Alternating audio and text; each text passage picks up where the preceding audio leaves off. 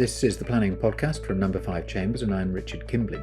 Today, the Planning Podcast turns to an issue which is not new to us, because in the last episode we were looking at a climate change case. This is another climate change case. It's rather like the last one in this one important respect. The judges didn't agree with each other. In the last case, in our last episode, there was dissent in the Court of Appeal. In this case, we have an unusual feature of having two judges sitting in the High Court, Lord Justice Stuart Smith and Mrs. Justice Thornton. In the end, they didn't agree as to the particular outcome. And the thing they disagreed about in this case was that the assessment which was undertaken by the government of the climate change impacts of this project was not rational, so said Mrs. Justice Thornton. Lord Justice Stuart Smith reached a different conclusion. He felt that the overall approach taken fell within the parameters of the margin of discretion which is afforded to decision makers. This planning podcast is unusual because we're only going to look at half of the case. We're only going to look at what Mrs. Justice Thornton decided. We're not going to spend any time looking at Lord Justice Stuart Smith's judgment. The reason we're going to do that is we're going to see why it is a judge might find that the nitty-gritty of the assessment undertaken to look at the climate change effects of a project might be unreasonable. So unreasonable that the court will quash it. That, we think, is of some interest to those who are drafting environmental statements and thinking about how to take account of climate change effects. The case itself is not a planning project. It is not even in the UK. The project is in Mozambique. But the decision was made in the UK because the UK was providing backing, financial guarantees to the project to ensure that it would go ahead. That is really all that you need to know about this project. That, and it is a project of really very, very significant scale for the production and export of LNG, liquid natural gas. So it's a hydrocarbon fossil fuel project giving rise to very substantial carbon impacts. What do you have to calculate? How do you relate it to the Paris Agreement and the parameters which the Paris Agreement puts in particular into Article 2 of the Paris Agreement? How does all of that play out in a rational assessment? And that is what Mrs. Justice Thornton focused on. To help us with that, we have Will Rundle, Head of Legal at Friends of the Earth, who ran the case for the claimant and no doubt will be running the case again in the Court of Appeal in due course, because this is a case where inevitably is when judges disagree, it goes off to the next court. It's gone off to the Court of Appeal and we'll learn more about it then. So let's hear what the person running the case has to say about it. Hello, Will. How are you this morning? Hi, Richard. I'm great. Thank you very much. Thank you for inviting me onto your podcast. It's a real pleasure, and it's a real pleasure just to have you on because you ran this case, and it's a case which has produced lots of interesting material, and it's pretty clear that it's going to produce some more, given that the judges didn't agree with each other on an important aspect. So what I thought, Will, is that we would not make this into a podcast where we compare and contrast what the two judges said. I thought we'd have a look at what Mrs. Justice Thornton had to say and just explore that and see what she was saying. And then I rather suspect in due course there'll be some more said about that, perhaps in another court, but that's for later. That means I'll get a second podcast out of it. Sounds good. Excellent. So I thought it would be worth just having a quick look at the Paris Agreement, because there's a real focus, isn't there, here on Article 2, which is all about climate change and finance, as far as I can work out, and that's what you were there to talk about. Yeah, so Article 2 is a core feature of the Paris Agreement. It kind of segments into three main goals, which is the temperature goal, which is the one most people have heard of, about limiting temperature rise to well below 2 degrees and efforts to pursue 1.5. And then there's what you might call an adaptation goal, which is about assisting developing countries to reach the temperature goal in the best possible way, and a finance goal as well, which is also in service to reaching the temperature goal through low greenhouse gas emissions pathway. And those three come as a sort of package, if you like. The whole point is to reach the temperature goal and to help everyone get there in the best possible way. Having already got rich off fossil fuels, the developed world needs to help those that haven't to develop away from fossil fuels, but also be able to develop their own economies and avoid making the climate situation worse. Exactly. This was very much the focus of the judge's dissenting judgment. She was going from those objectives and the science which is associated with them to the assessment that was undertaken in making the decision to support and back the scheme in Mozambique. And to a degree, the judge started off by having a look at some of the law that we're familiar with in England and Wales on EIA, and looking at the approach that the court takes to how it's going to review EIA and whether or not that's the sort of area in which it's going to step into. And she's obviously drawing upon her previous experience at the bar. So it's quite interesting to see that she's drawn that parallel, isn't it? So because the government wasn't doing an EIA as many planning professionals would understand it. They were doing something else, but she was drawing upon those cases, wasn't she? First reflection really is that her judgment is really quite compelling and coherent and interesting and precise. And I think it really does show the value of having somebody in the judiciary like her, as there are others too, that has that experience, that understands environmental law and planning law in particular really, really well. But as you say, that there are parallels, but they were doing different things here. We had an assessment of the climate risks against the Paris Agreement, which is in slightly open textured terms rather than the EIA regime. But the EIA regime, I think, is a useful thing to point to, because one of the concerns of the judges was that this is a multifactorial, difficult, predictive, complex area where you have to weigh up different factors and in some ways make a political judgment as much as a policy judgment at the end.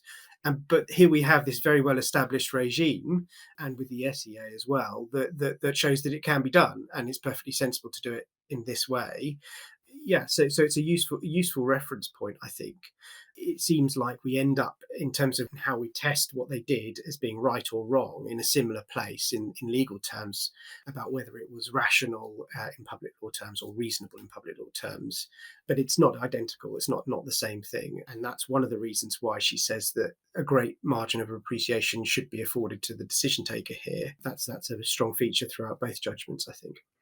Yeah, the judges agreed on very many contextual features that in terms of what the relevant law is, and Mrs. Justice Thornton was very happy to agree that the decision maker should be given a wide margin of appreciation, and that it was only if the decision made was one which was unreasonable that public law test would be passed and the threshold crossed. And that's what she found. She said, look, this is unreasonable. So what was wrong with the climate assessment that the UKEF did? How did they get it that badly wrong? Well, it's almost, where do we start, from my perspective at least? Well, that's a bit flippant. I mean, the short answer is that they didn't calculate total emissions from the project. They got certain concepts mixed up and wrong, and they came to inconsistent conclusions, is the sort of short, in a nutshell, answer. And so they didn't have a clear basis or even strong evidence, or any evidence in some respects, to say this is Paris compatible. And the first of that is probably paramount. Not calculating total emissions is a major gap. Where you've got a system, a global system and a national system, which understands climate change emissions need to be measured or estimated, that they then need to be compared and evaluated against budgets and baselines and remaining budgets to hit a pathway towards a target. That's a very well established and wide system internationally and nationally. And the first step is to understand the emissions that you're going to create or that you'll contribute to through your actions. And they didn't do that. And our case has always been that you can't have a meaningful, in any sense, assessment if you don't do that, especially when you're trying to compare what you're doing and its impact against the Paris Agreement, which is a global view and a global effort towards a temperature goal. So in essence, they were sticking their finger up in the air and going, this seems like this, and we think it's okay. Obviously, that's a bit unkind, perhaps, to the amount of work they did actually put in, but that's a very, very brief summary of where they went to. And indeed, their own experts were saying to them at the time, and this is in the judgment, not calculating emissions is possible, and it's a big gap. And my theory is that there was a big momentum behind trying to get this decision made. And they were, to some extent, fitting things to that process. And they'd relied on all of the export credit agencies involved in supporting the project had duly appointed with Total, the sponsor, Total Energies, an energy consultant who'd produced a quite cursory report that they all relied on. And the advice from them was that they couldn't assess accurately the total emissions. And whilst that was questioned to a certain extent, they didn't then take the necessary steps that could have been done to calculate that. And that undercut and created a major flaw for the whole process, which was built off that failure to assess total emissions. And ultimately, the way Thornton very clearly sets out is that the scale of the emissions impact was not understood and wasn't referred back to ministers who were there to approve the decision or not, which again is another flaw in the information that was shared. And she's very plainly, one can see in the judgment, influenced and affected by the scale of the total scheme emissions, which is measurable in percentage terms against the total global carbon budget, depending on how you calculate it, somewhere between 0.14 and 0.2% of the total global carbon budget, and is essentially saying this is very significant, and the assessment's not there to back it up. Absolutely. And I think it's rather telling, both that she's able to do that on the basis of the information that was presented from their files or from their case. And she's not a climate scientist, as far as I'm aware, although she's a very impressive person. It is clearly wrong that you can't assess these things, to say that you can't assess these things. There's well-established methodologies for doing so. And indeed, it's essential if you're going to embark on a process of understanding climate impacts globally. Okay, so I think that can properly be said to be not an entirely ringing endorsement of the assessment that was undertaken, but the court was sitting somewhat unusually as a pair of judges. There's a Lord Justice sitting, Lord Justice Stuart Smith. He came to a rather different conclusion, and I'm picking up from 216 and 218 of his judgment. I'm not going to go into this in too much detail for a whole variety of reasons, but he is looking at this as a holistic assessment, an overall assessment as to whether or not to go ahead with the project with particular factors in mind, such as, well, gas is replacing other fossil fuels, principally oil, and that has climate change benefits because the emissions associated with the LNG are preferable in total terms to those from oil and gas. And all of these things have to be weighed in the balance, and that's not a matter for the court. So that's the other approach, really, isn't it? Certainly, that's how he's done it. There is another way of looking at it because that is what he has done. I mean, I feel he's not really grappled with what they've not done. He's just looked at what they did and is there a reason for it type assessment, not whether they came to a reasonable view in the end, which is ultimately the question I would have said, and is the approach that Thornton took. Was it justified there? Well, were their conclusions justified? Were they evidence? Or are there demonstrable flaws? And in a way, he's looked at it and gone, well, light touch, massive margin of appreciation. They've considered lots of things. It's very difficult. We'll let them decide on that one. Yeah, so he has taken a very different approach. And that is a really stark factor of the two judgments, is that they did take such divergent views, whilst agreeing, broadly speaking, on I would have thought nearly all of the legal principles in play, and having considered the same facts. So it's very interesting from that point of view. We shall see. I mean, the Court of Appeal will be looking at this, and so they will come to their own conclusion too. So the next stage will be enlightening. That's a wonderful understatement, if I may say so. Thank you. Thank you for stepping around that so carefully. Look, I find that I'm advising on climate assessments much more now, and it is an emerging discipline in which knotty problems seem to crop up all the time. Having regard to what we've seen, your very interesting intervention in the case of Finch, which is also about scope 3 emissions in a slightly different context, and this case, it does appear to be a sphere of work which is where the sphere is getting bigger and more important. Is that your take on it? Yeah, I think in terms of climate assessments becoming more important, I think that's only going to be true. The facts, in a way, speak for themselves. The climate emergency, as we call it, is getting worse and more prevalent, and understanding about it is increasing, and how government actions or public bodies' actions interrelate with it, and that they need to understand that as an important factor, even if it's a discretional factor. Public bodies want to understand the implications of what they're doing more. And the scientific basis is better understood, and the methods of assessing it are clearer and more available. So it's becoming more possible in areas where it might not have been thought of before. And indeed, with the development of government policy being what it is, we can expect government bodies and public bodies to have more policy commitments or choices that they take to assess these things, as I think you're alluding to. And so, yes, it's going to become more important. It'll be more important to do it right. And that's really key here, is you've got to be led by the evidence, because it's an evidence-based topic. And that's the key, one of, if not the key issue in the case here, is that can you take a qualitative approach, or do you need to quantify and actually assess accurately? Part of what Friends of the Earth is about is seeing this as a big governance issue and wanting to develop how it's dealt with, if necessary through court action, because that's where we end up. You get a bad decision, and so that's your last recourse. And there will be more cases on this, and even if it's just down to, I want to avoid litigation risk, as a government body, that will push how they do things. And that's one of the benefits, I suppose, as a campaign organisation we might see, is taking these cases, although we take the cases because they're important and legitimate on their own grounds. So I think all of that really does point to climate assessments becoming more important and more prevalent, and they will be considered by more and more people. Well, that's wonderful, Will. Thank you very much.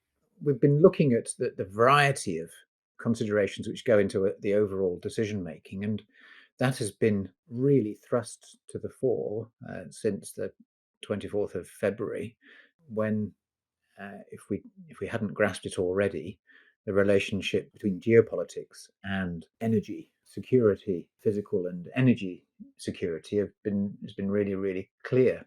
And I think that what your case is about is, yes, there will always be these significant political considerations. How do we deal with cutting off Russia's oil supply? That's a geopolitical question. Replacing it, that's necessarily taken into account.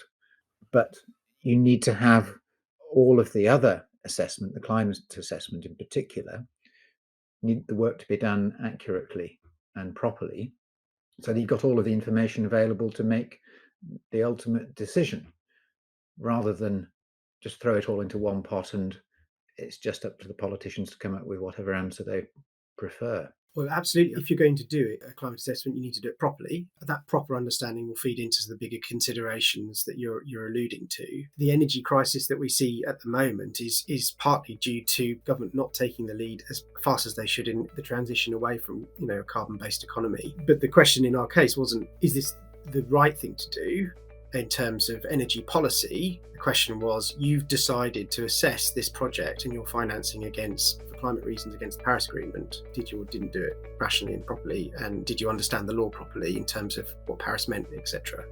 So it's a slightly different thing, but you're quite right. Understanding climate change properly feeds the bigger decisions that come down the line. Absolutely huge questions, and it's brilliant to have been canvassing them with the person who's had conduct of the litigation. We're very privileged, Will, and we're very grateful. So thank you very much indeed. And as I say, I hope we can book you next time one of these cases comes up. Absolutely. Absolute pleasure to speak with you, Richard. Thank you for having me on. No problem. Thank you. Thank you, Will. That was the Planning Podcast from Number 5 Chambers. Get in touch if you've got an idea for our next topic. We'd love to hear from you. Thank you and goodbye.